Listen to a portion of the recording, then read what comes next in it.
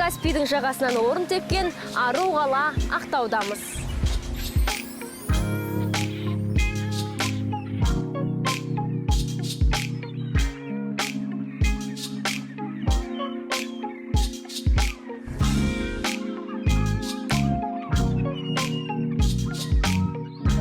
Ақтау Қазақстандағы ең ерекше қалалардың бірі. Несімен ерекше, оны алдымен қала тұрғындарынан сұрап көрелік.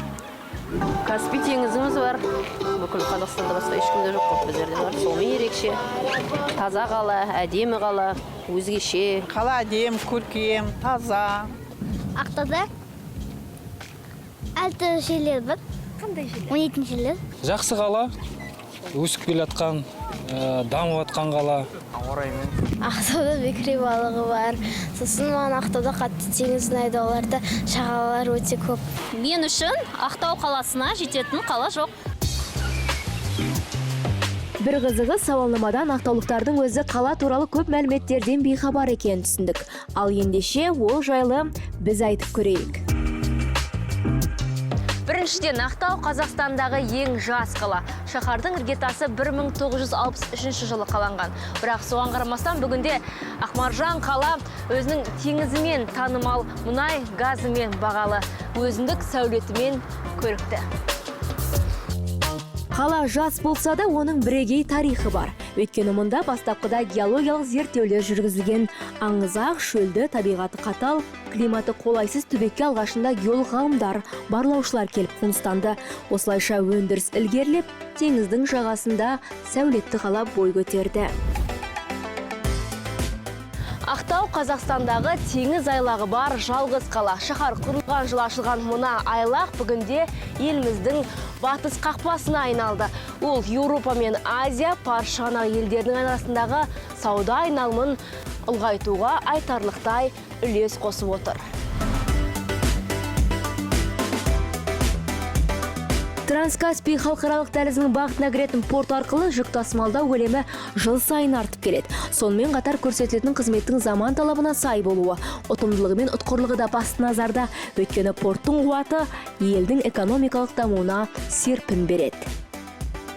Ақтау теңіз сауда портының жобалық жалпы жылдық қуаттылығы 17,7 миллион тоннаны құрайды.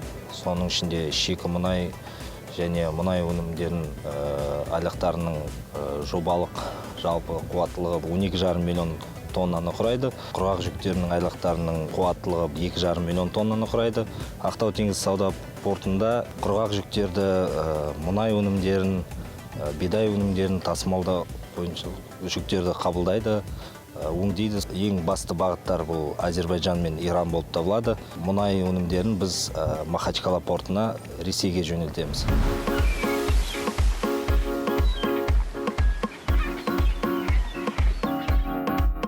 Ақтау халқы теңіздің суын тұшытып ішетін қала, себебі қалада басқа тұщы су көзі жоқ.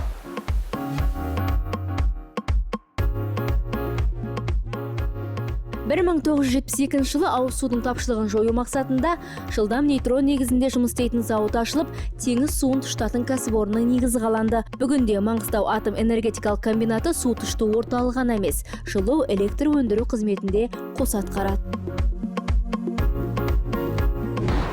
Көшелердің атауы жоқ қала. Шаһар толығымен шағын аудандардан құралған. Мәселен, менің қазір оң жағымда 9 шағын аудан, ал сол жағымда 10 шағын аудан орналасқан. Ал қиылыстың арғы бетінде 7-8 ықшам аудандар бар.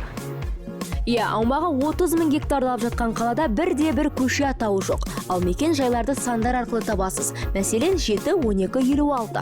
Бұл 7-ші шағын ауданның 12-ші үйінде орналасқан 56-шы пәтер дегенді білдіреді. Дегенмен 35 шағын ауданның арасында ең алғаш рет келген туристің өзі еш қиындықсыз жол таба алады.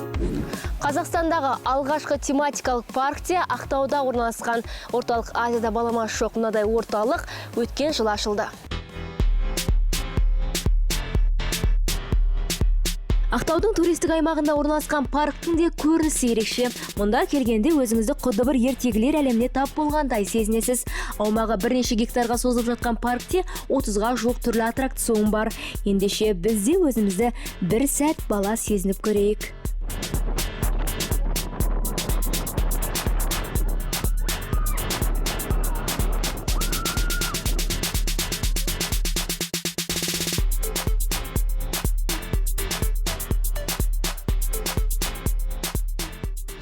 Батыс Қазақстандағы ең үлкен көру шеңбері, биіктігі 50 метр.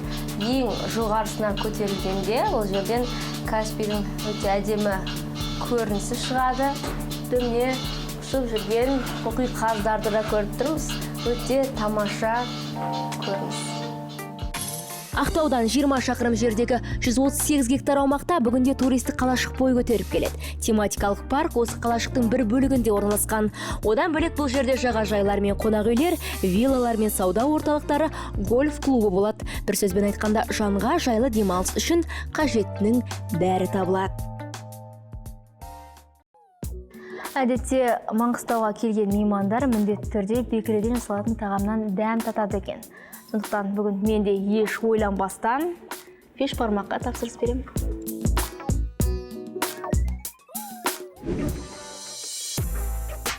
Тарихқа терең бойласақ, жергілікті халық 13 ғасырдан бастап бекіре балығын тағам ретінде пайдалана бастағанын білеміз. Маңғыстаулықтар ерекше құнарлы тағамды түрлі әдіспен дайындап, оны сақтауды тез меңгеріп алған. Ал фиш-бармақ деп аталатын мына тағам олардың ішінде ең танымалы. Фиш-бармақ дегеніміз бұл Маңғыстаудың ұлттық тамағы деп айтсақ та болады. Бекіре балығынан жасалады. Біздің ет тамақтан айырмашылығы бұның балық жүреді, бекіре балығы жүреді. Оның сүйектерінен сорпа дайындаймыз. Қасына тұздық береміз бөлек, нанын батырып жейтін. Өте дәмді, пайдалы. Дайындау әдісі етпен бірдей болса да, фиш-бармақтың дәмі мүлде бөлек екен.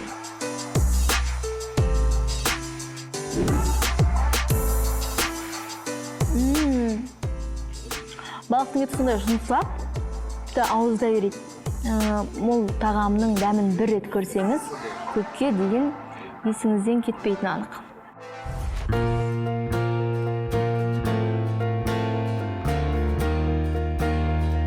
Біз қазір Ақтаудағы ерекше туристік нысандардың біріне келдік. Бұл жер жартасты соқпақ деп аталады. Себебі міне өзіңіз көріп тұрғаныңыздай, жағалаудағы жартастың бойына осындай соқпақ салынған. Оның ұзындығы 1,5 километрге жетеді. Әдетте мұнда туристер өте көп келеді. Енді қазір күн суық болғандықтан, әлі маусым басталмағандықтан мұнда адам аз екен. Ақтау туристік қала. Әсемдігі жағынан Кавказдың Қара теңіз жағалауындағы курортты аймақтардан кем түспейді.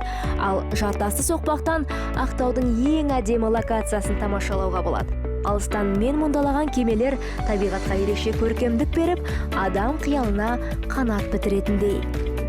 Я бывал еще здесь в 90-х годах. Мен Ақтауда алғаш рет 1990 жылдары болдым. 30 жылдан соң қайта келіп тұрмын. Өте әдемі қала. Адам танымастай өзгерген. Қазір қыдырып жүрміз. Мұндағы көрініс тіпті керемет.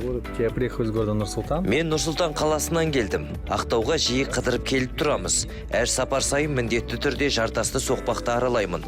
Бұл жердің әсемдігін аңыз қылып айтуға болады.